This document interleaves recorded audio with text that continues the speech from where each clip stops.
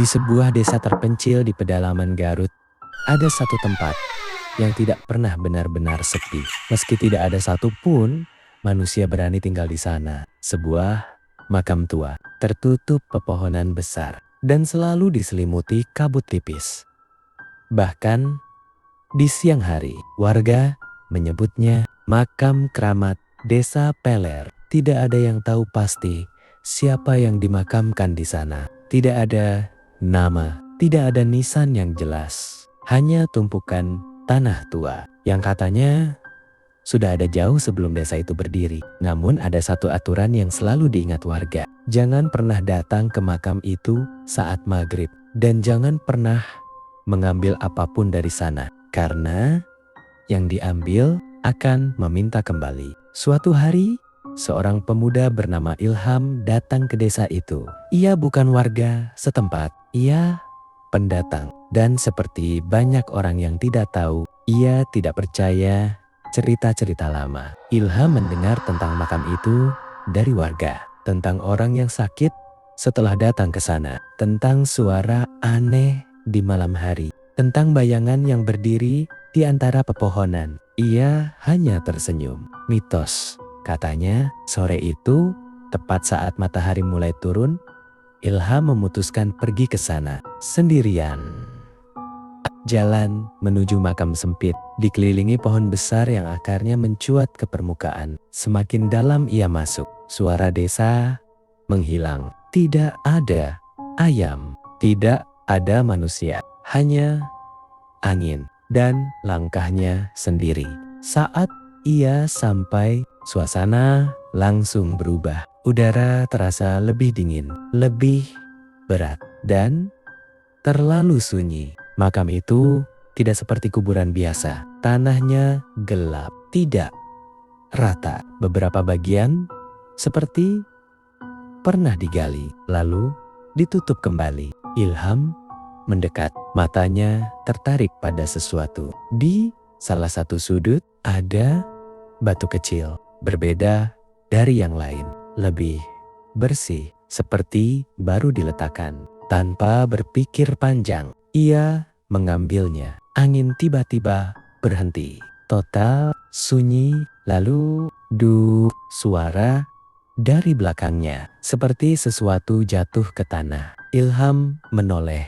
Tidak ada apa-apa. Ia tertawa kecil. Mungkin ranting, gumamnya. Namun saat ia berbalik lagi, ia menyadari sesuatu. Jumlah makam bertambah satu. Tepat di belakangnya, tanah baru masih basah. Jantungnya mulai berdetak cepat. Ia mundur perlahan. Lalu krek, krek, krek, suara tanah retak. Dari makam baru itu muncul sesuatu. Tangan pucat, kotor, mencuat keluar dari tanah. Ilham membeku. Tangan itu bergerak perlahan, mencengkeram tanah dan menarik tubuhnya keluar. Sosok itu bangkit. Tubuhnya kurus, pakaiannya lusuh, wajahnya tertutup tanah. Dan saat ia mengangkat kepalanya, mata kosongnya menatap langsung ke arah Ilham.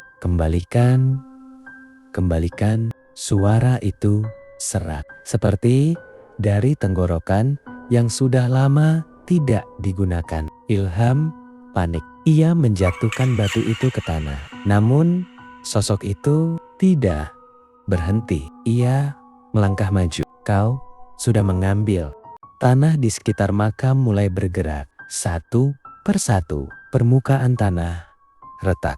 Dan dari sana muncul tangan-tangan lain. Banyak. Ilham berlari. Namun jalannya tidak sama lagi. Pepohonan terlihat berbeda. Lebih rapat, lebih gelap. Di belakangnya suara langkah banyak mengikutinya. Kembalikan. Suara itu kini datang dari segala arah. Ilham tersandung, jatuh, tangannya menekan tanah. Dan saat ia mencoba bangkit, ia melihat sesuatu di bawahnya. Wajah di dalam tanah menatapnya. Ia menjerit dengan sisa tenaga. Ia berlari tanpa arah. Tiba-tiba ia melihat cahaya ujung hutan. Ia berlari ke sana dan saat ia keluar,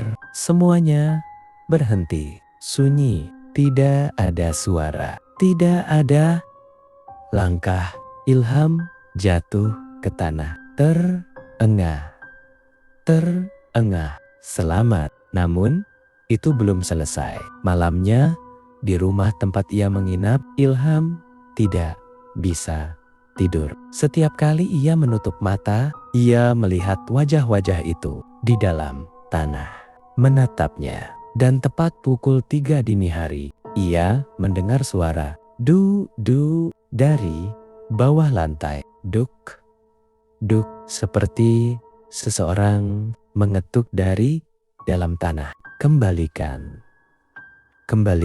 Ilham menutup telinga. Namun suara itu semakin keras. Tanah di lantai kamarnya mulai retak dan dari sana muncul tangan yang sama, pucat, kotor. Sejak malam itu, Ilham tidak pernah terlihat lagi. Warga hanya menggeleng pelan. Mereka sudah tahu karena di desa Peler yang diambil dari makam keramat tidak pernah benar-benar kembali. Ia hanya menarik pemiliknya untuk ikut tinggal. Jadi, jika suatu hari kamu berada di desa terpencil di Garut dan menemukan makam tua tanpa nama, jangan sentuh apapun karena mungkin itu bukan sekadar makam, tapi tempat sesuatu menunggu untuk dibawa pulang.